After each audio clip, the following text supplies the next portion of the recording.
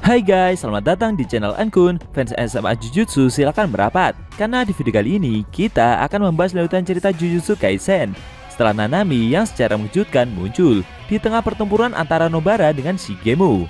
Lebih tepatnya, kita akan mereview manga Jujutsu Kaisen chapter ke-100 yang bersumber dari website Jujutsu Kaisen atau forum Reddit. Buat kalian yang belum lihat review chapter sebelumnya, bisa klik link di deskripsi atau bisa juga klik link di pojokan atas video ini ya. Dan buat kamu yang cuma ngikutin animenya atau tidak mau kena spoiler, Ankun sarankan mending stop videonya aja dari sekarang.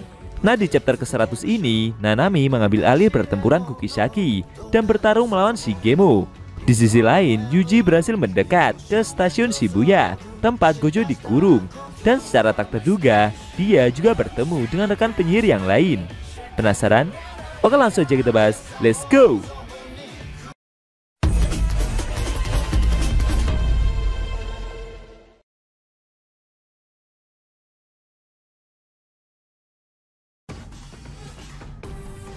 Judul chapter ke-100 adalah Insiden Shibuya, bagian ke-18.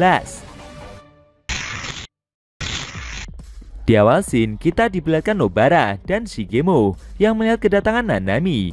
Villain itu penasaran, apakah dia tidak masalah membunuh orang yang tidak memakai jas hitam.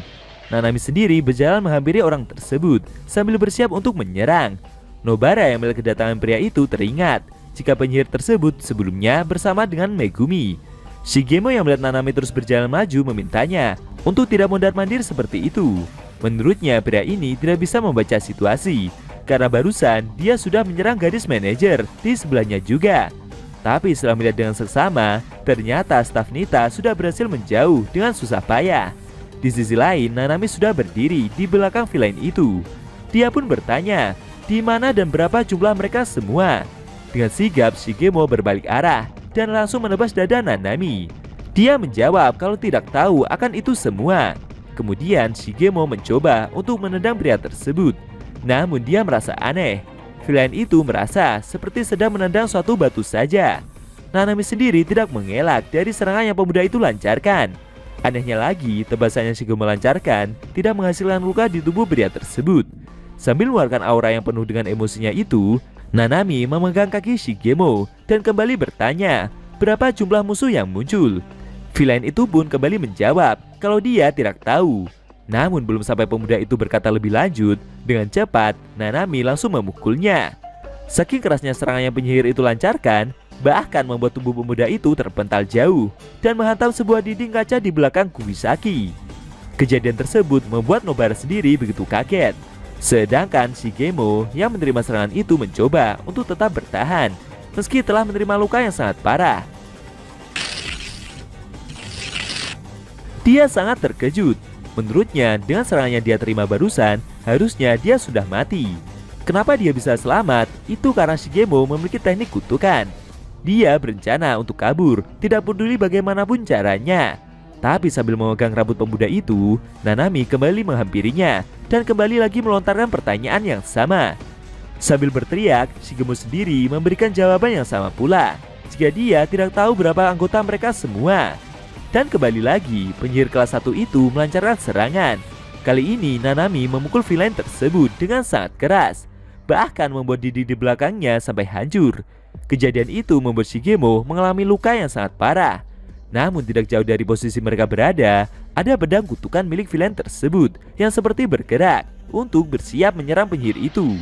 Akan tetapi serangan tersebut berhasil digagalkan oleh Nobara dengan cara melemparkan sebuah paku untuk menghentikan pergerakan dari pedang kutukan itu dan menguncinya di tembok. Sambil tersenyum, Nobara berkata jika dia tidak akan membiarkan lawannya itu berbuat sesuka hati lagi. Kejadian itu membuat Shigemo begitu emosi. Lalu Nanami segera mencekiknya dan bercerita jika dalam perjalanannya ke sini barusan dia menemukan beberapa mayat asisten manajer. Dia pun bertanya, apakah itu semua adalah ulah dari Shigemo? Mendengar pertanyaan tersebut membuat villain itu tersenyum sesaat. Kemudian dia memohon dan meminta maaf untuk dibebaskan. Tapi dengan cepat, Nanami segera menghabisi villain tersebut menggunakan teknik kutukannya. Nobara yang melihat kejadian itu hanya diam. Efek dari serangan terakhir yang penyihir itu lancarkan membuat dinding tersebut mengalami kehancuran dalam skala besar dan seketika membuat Shigemo tumbang. Dalam hatinya, Nobara merasa kalau pria itu sangat berbeda dengan yang lain. Menurutnya, jadi seperti inilah arti menjadi penyihir tingkat 1. Nanami sendiri mengajak gadis itu untuk segera bergegas mencari manajer Nita yang sebelumnya berhasil kabur.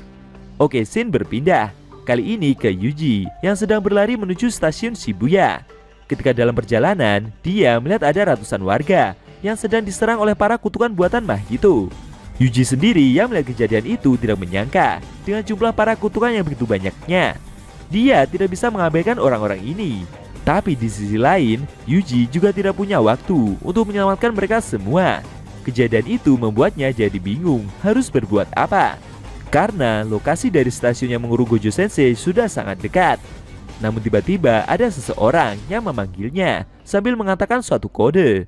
Yuji yang mendengar hal itu merasa tidak asing dan dia pun langsung menoleh. Ternyata itu adalah Inumaki Toge. Sambil berpose, dia memberikan ucapan salam kepada juniornya itu. Yuji tidak mengira jika Inumaki Senpai ada di sini juga. Kejadian itu membuatnya jadi percaya diri untuk melanjutkan perjalanan. Kemudian Toge-bun mengeluarkan teknik kutukan suaranya. Dengan menggunakan pengeras suara, dia berhasil membuat para kutukan itu untuk berhenti bergerak. Saat ini waktu menunjukkan pukul 10:10 malam. Dan Yuji menjadi orang pertama yang telah berhasil memasuki stasiun Shibuya. Namun di dekat pintu masuk tersebut ada Choso yang sudah menunggu kedatangannya. Akhirnya pertempuran selanjutnya antara Yuji dengan Choso akan segera dimulai. Mampukah penyihir itu mengalahkan kutukan tingkat khusus tersebut? Lalu strategi apa yang akan Choso lakukan untuk menghentikan aksi dari Yuji? Sayangnya scene cerita manga Jujutsu Kaisen chapter 100 telah berakhir.